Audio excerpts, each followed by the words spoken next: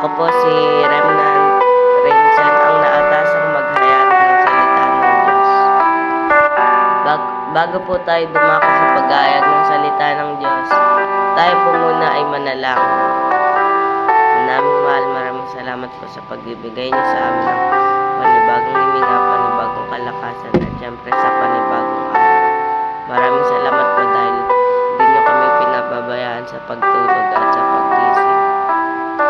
At naway bigyan niyo po ako ng knowledge and wisdom upang maihayag ko po ng maayos ang iyong salita, gayon din ang manonood, at upang maisabuhay namin ang lahat ng aming maririnig at ang aking masasabi. Naway gabayan niyo po kami sa aming gagawin sa araw-araw. In Jesus' name we pray, Amen. Makibukas po tayo sa Gawa chapter 4 verse 12.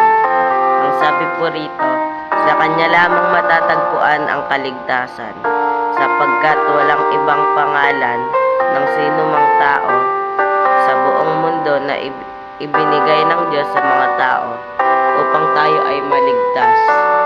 Purihin po ang salita.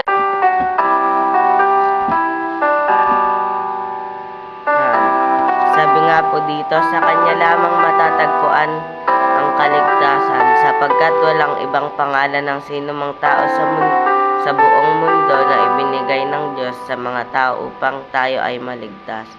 Purihin po ang salita ng Diyos. Ang sabi nga po dito, sa kanya lamang matatagpuan ang kaligtasan. Si Jesus Christ lamang po ang ating kaligtasan, hindi po tao at hindi rin po mundo at hindi rin po ribulto. Dahil si Jesus, binigay po ng ating Ama si Jesus para tayo ay maligtas at tubusin ang ating mga kasalanan, upang tayo ay maligtas at makapiling niya sa darating na katapusan. At binigay niya ito para tayo ay maging malinis at binigay niya si Jesus Christ para tayo ay manampalataya, hindi natin sasaktan si Jesus Christ at hindi natin ipapako sa krus. Ngunit nung unang panahon po, ang ginawa nila kay Jesus Christ, hindi nila ito pinaniwalaan at pinapagtawanan lamang po nila. Kaya pinako po nila ito sa krus. Ngunit hindi po nila alam, parang binulong na po ng Diyos yon para naipako si Jesus Christ para tubusin ang ating mga kasalanan, at binigay niya si Jesus Christ para ating mahalin, sambahin, at tayo naman kanyang aalagaan. Hindi binigay upang ipako sa krus, ibinigay niya sa atin para tayo ay maligtas. Dahil kung wala po si Jesus Christ dito sa mundo, kung hindi po pinababa ng ating Ama, kung hindi umapak sa ating mundo na gawa ng Diyos, siguro po ang mundo ngayon ay sobrang gulo at ang dami pong nakakagawa ng kasalanan, nagpapatayan, lagi nagiinuman, mga nabababad sa bisyo, at puro makamundo ang gawain. Ang ginagawa nila ay puro makamundo. Ibinigay sa atin ng Diyos si Jesus Christ para tayo bigyan ng buhay na walang hanggan. Ipinakita ng Diyos sa atin at ni Jesus Christ na totoo ang buhay na walang hanggan. Dahil kung sasabihin lamang iyon, hindi tayo maniniwala, pero ang ginawa na po nila ay kanila na pong ipinakita para tayo ay maniwala. At sinabi rin dito, sapagkat walang ibang pangalan ng sino mang tao sa buong mundo na ibinigay ng Diyos sa mga tao upang tayo ay maligtas. Wala pong ibang tao na binigay ng Diyos sa atin upang tayo ay maligtas. Tangi dahil sobrang mahal tayo ng Diyos, ibinigay niya sa atin ang kanyang bugtong na anak para tayo ay maligtas. Kaya sa pagbibigay niya pa lang sa atin ng bugtong na anak, dapat na natin siyang pasalamatan dahil kung hindi niya ibinigay sa atin si Jesus Christ, sobrang gulo na ng mundo at wala nang nananampalataya at may nananampalataya po pero konti lang. Kaso binigay niya po si Jesus Christ kaya ang dami pong naniwala at sumampalataya para maligtas. Hindi lang po natin sila sasampalataya, hindi lang po siya natin sasampalatayain dahil tayo ay maliligtas sa halip. Ibahin po natin yung mindset natin na huwag natin sasabihin na mananampalataya ako para maligtas ako. Hindi po. Dahil kung iyon ang nasa isip mo, alam ng Diyos yun, hindi ka pa rin po talaga maliligtas. At ang tama pong gawin natin ay manampalataya tayo ng ayon sa puso natin at manampalataya tayo at suklian natin ang pagpapako sa krus kay Jesus at sa pag-praise and worship pa lamang po ay sobrang saya na po niya at sa pakikinig po natin ng Word of God. Dahil sa mga church po, ang pagkanta po ay pangalawa lang po yan. Ang panguna po talaga ay ang pakikinig sa Word of God. Dahil kung ang kanta lamang po ang ipupunta natin sa church, parang ang ginusto pa rin natin ay makamundo dahil halimbawa pag Sunday pupunta ka sa church para kumanta pero pag Word of God na aalis ka na kasi naboboring ka. Mali po yun dahil kung ang pagkanta lamang po wala po tayong maririnig dyan, ang maririnig lamang po natin ay maganda rin po. Kaso mas maganda po kung makikinig talaga tayo ng Word of God dahil kung wala ang Word of God, walang saysay ang buhay natin sa mundo dahil kung hindi tayo maniniwala sa Diyos, wala pong saysay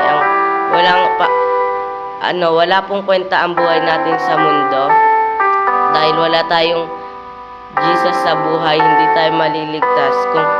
Kung kilala lang po natin si Jesus, hindi po tayo maliligtas, kundi hindi po dapat kilala natin siya. Ang kailangan po ay tanggapin natin siya dahil kahit gaano po natin siya kakilala, tayo pa rin po ay hindi maliligtas dahil hindi natin siya tinanggap. Mas maganda po kung tatanggapin natin siya para tayo ay sure na may kaligtasan na. At kahit gaano pa po kayo kabait or dahil wala naman kayong Jesus Christ sa puso, sa buhay, hindi pa rin po kayo maliligtas. Dahil kung hindi po natin tatanggapin si Jesus, parang lang po yung buhay natin. Comatose po tayo dahil ang binigay po tayo ng Diyos sa ating magulang para gumawa ng mga mabubuti, hindi na masasama. Hindi tayo magbababad sa makamundo dahil kung magbababad po tayo sa makamundong gawain, hindi po tayo maliligtas dahil ang iniibig po natin ang mundo at lahat po tayong tao ay sobrang makasalanan at walang makakaabot sa kaluwalhatian ng Diyos. Ito po yung dahilan kung bakit hindi natin mamimit si God dahil hindi natin tinatanggap si Jesus Christ. Binigay niya na nga si Jesus Christ sa atin para tayo ay maligtas. Ngunit ang ginagawa pa rin po natin ay hindi sumasamba at walang pake, puro makamundo lang po ang ginagawa. Ang kailangan po natin gawin, tanggapin po natin si Jesus Christ para ma-meet natin si God. Dahil si God na nga ang nag-adjust sa atin, di ba? Kasi dapat tayo po ang kikilala kay Jesus Christ at tatanggapin siya. Dahil kung hindi po natin siya tatanggapin, hindi po natin mamimit si God. At kaya nga po binigay na ni Jesus Christ si God kasi para kilalanin to at pag nakilala natin to at tinanggap natin, tayo po ay makapupunta sa piling ng ating Diyos. Kaya nga po binigay niya sa atin si Jesus Christ para tayo ay maligtas. Hindi po binigay si Jesus Christ para ipako sa krus. At dapat po natin lagi siyang sambahin at purihin at mahalin. At tayo naman kanyang hindi pababayaan at mamahalin. At huwag po natin ibigin yung mundo dahil nakasulat din po yan sa Biblia.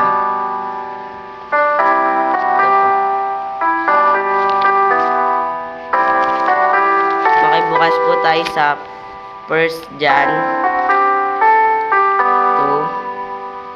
2:15. Huwag ninyo, ang nasasabi po dito, huwag ninyong ibigin ang sanlibutan o ang mga bagay na nasa sanlibutan. Ang umiibig sa sanlibutan ay hindi umiibig sa Ama. Ang lahat ng nasa sanlibutan ang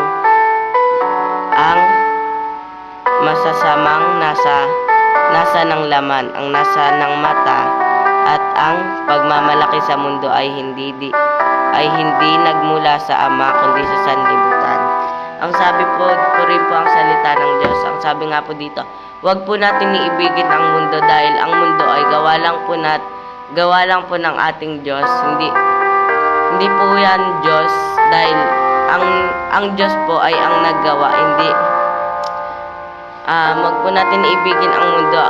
Ang ibigin lang po natin ang Diyos dahil ang mundo ay nagdadahilan pa ng ating paggagawa ng masasama na tulad ng pagmumura, ng pag-iinom at ng kung ano-ano pang bagay at ng kung ano-ano pang bisyo.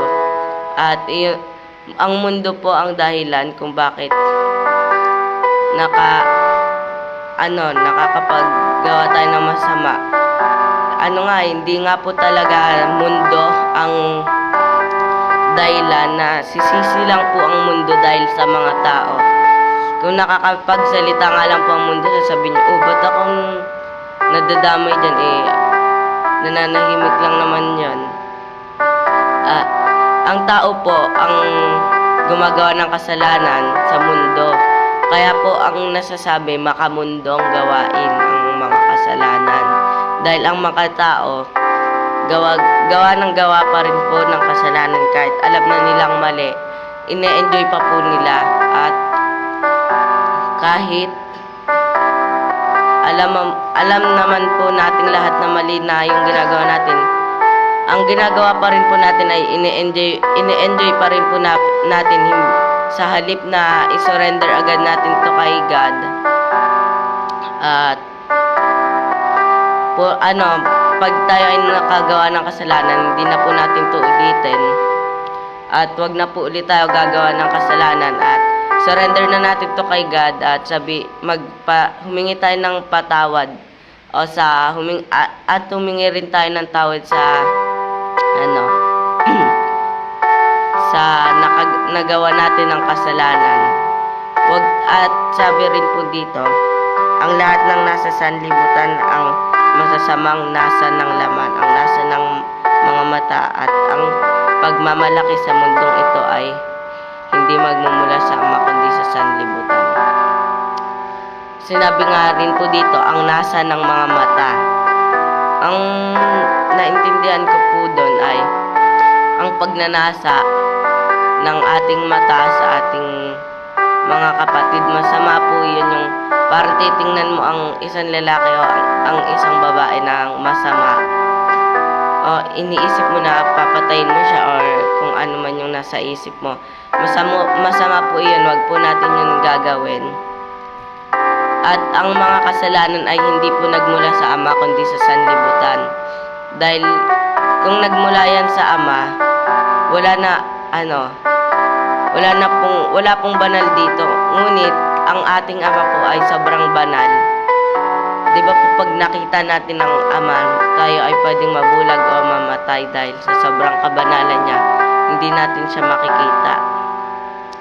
Kaya po, wag po natin sasambahin ang mundo at tanging ang Diyos lamang po. Yun lamang po, inanyayahan ko na po ang lahat sa closing prayer. Yes, Lord, maraming salamat po sa pagbibigay sa akin ng knowledge and wisdom, gayon din sa manunood upang maihayag ko ito ng maayos. Kahit pa wala po ang signal. Maraming salamat po sa pagbibigay niyo sa amin ng biyaya. Patawarin niyo po kami sa aming mga kasalanan. At binabalik ko pong papurit pa sa salamat. Nagsasumamit dalangin po ako sa ngalan mo, Jesus. Amen. At ngayon, for live forum, ang kasama ko lamang po dito ay si Remnant James Matthew. At tinatawagin ko na po si Remnant James Matthew para sa ating live forum.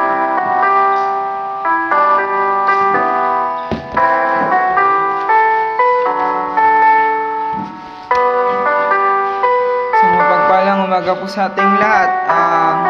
Naunawaan ko po sa mensahe ngayon is, sabi nga po, walang ibang binigay ng Diyos kundi po si Jesus Christ. So, yung inaano po sa messages, the reason why we need Jesus Christ because we are separated from God. Tayo po ay hiwalay sa Diyos. Kaya po natin kailangan si Jesus Christ. Ang bawat isa po ay kailangan si Jesus Christ dahil nga po ang bawat isa ay patay po. Patay po ang kanilang espiritu. Dahil nga po patay ang ating espiritu, dahil nga po tayo ay hiwalay sa Diyos, dahil nga po nahiwalay po tayo sa Diyos dahil sa ating kasalanan. Kaya po tayo nahiwalay sa Diyos at iniwan po tayo ng espiritu ng Diyos. Dahil nga po, diba? Sabi nga po, bilang mga anak ng Diyos, bilang mga lingkod ng Diyos, kailangan po nating malaman na si Jesus Christ po yung tigapagligtas. At wala na pong ibang tigapagligtas, walang ibang magliligtas po sa atin. Bilang tayo po ay hiwalay sa Kanya, kailangan pong malaman ng bawat isa na tayo po ay bilang tayo po ay hiwalay sa Diyos, dapat malaman ng bawat isa na si Jesucristo lamang po ang ating kaligtasan. Si Jesucristo lamang po ang makakapagligtas sa atin. Wala na pong ibang makakapagligtas pa kundi si Jesus Christ lamang po. Kaya po, dapat malaman ng bawat isa sa mensaheng ito kung gaano po kahalaga ang ating Panginoong Jesus. Kung gaano po, ano pong importansya niya sa bawat isa. Ano pong magagawa niya sa buhay mo, sa buhay ko. Dahil nga po sa kasalanan, tayo po ay iniwanan ng Espiritu ng Diyos. Sabi nga po dito sa 1 John chapter 3 verse 9. Sabi nga po, babasahin ko po. Ang tinanggap ng Diyos bilang anak niya ay hindi na nagpapatuloy sa pagkakasala, sapagkat nananatili sa kanya ang buhay na galing sa Diyos. Dahil nga po sa kasalanan, ano pong nangyari? Yung buhay na binibigay ng Diyos sa kanila ay wala na po. So, the reason why God's Spirit left us because we are separated from Him. Sa madaling sabi po, tayo po ay nahiwalay sa Kanya, kaya po ang Espiritu ng Diyos ay umalis po sa tao. Umalis po kay Eva at kay Adan, o sa tao po. Dahil nga po sa kasalanan, dahil hindi po maaaring magpatuloy ang Espiritu ng Diyos o hindi maaaring tanggapin ng Diyos ang nagpapatuloy sa kasalanan. Kaya po tayo nahiwalay sa Diyos dahil nga po sa kasalanan. Basahin din po natin ulit. sapagkat nananatili sa kanya ang buhay na galing sa Diyos. The reason why na kailangan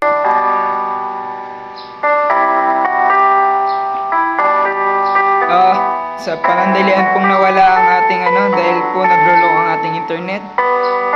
So, yun tutuloy ko po. Ang sabi po dito, kaya hindi na po tayo dapat manatili sa pagkakasala dahil ang tinanggap po ng Diyos bilang mga anak niya, hindi na nagpapatuloy at hindi na po gumagawa ng kasalanan. Nagloloko po talaga ang ating internet. So, dito ko na po tatapusin ang aking live forum. Dito natin makikilala kung sino ang anak ng Diyos at kung sino ang anak ng Diablo. Ang sino mang hindi gumagawa ng matuwid at hindi umiibig sa kanyang kapatid ay hindi anak ng Diyos. Kung tayo po ay hindi natin iniibig ang kapatid natin, kung kinamumuya natin, kung tayo po ay nagpapatuloy sa kasamaan, tayo po ay hindi anak ng Diyos. Dahil ang anak ng Diyos po. Grabe po, tuloy-tuloy po yung pagluloko ng ating internet. So ngayon po, dito na po tayo dadako sa ating shoutout. Dahil nga po nagluloko, yun lamang po. Shoutout po kay sa mapagpalang araw po kay Marco Aja. Sa mapagpalang araw po sa iyo, Remnant Marco Aja. Ganon din po kay Nanay Baby. Sa mapagpalang araw po sa inyo. Ganon din po kay Sir Romaldo Rabaca. Ganon din po kay Sister Catherine Melendez. Ganon din po kay Remnant Claudio Leiva. Ganon din po kay Nestor Leiva. Ganon din po kay Michael Balogo. At sa lahat pa po ng nanonood, binabati ko po kayo ng mapagpalang araw. Naway ma-receive po ng bawat isa yung kadakilaan, yung blessings ni Lord. Ganon din po, binabati ko rin po si Cynthia Gamos, si Sister Cynthia Gamos. Ganon din po si Brother June at si Mami Mitch. Binabati ko po kayo ng mapagpalang araw. Ganon din po si Sister Bonnet Crisostomo, at binabati ko rin ang aking ina, si Sister Jing Pabon, na laging nakatutok, ang aking tita Luz na lagi rin po nakatutok, ang aking mga pinsan. Ganun din po ang aking tita Nine from Sacramento, California, at ang aking lola Mami na lagi rin pong nakatutok. Ganun din po sila tita Juliet at si ate Rose. Ganun din po ang Patis family na lagi rin pong nakatutok, si ate Grace. At si ate Grace ang Rushi family po.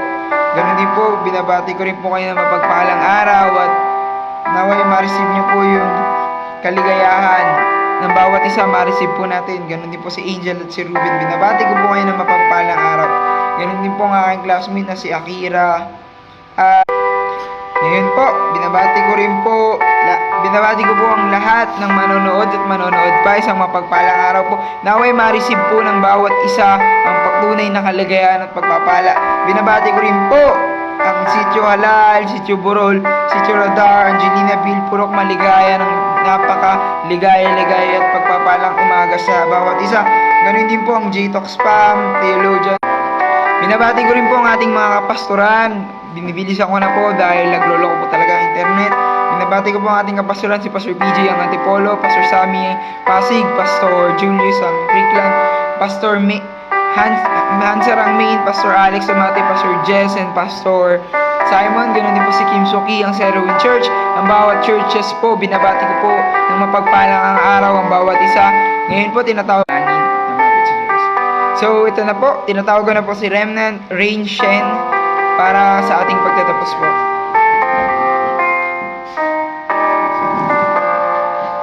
Ngayon po, dadako na po tayo sa pagtatapos. Huwag po natin kalimutan lagi na magdasal, magbasa ng Bible at lumapit sa Diyos. At lagi po tayong mag-church. Lagi po tayong mag-church kada linggo. At ako po si Remnant Rainchen ang inyong abang lingkod na nagsasabing mahal na mahal tayo ng Diyos at lagi tayong lumapit sa Diyos.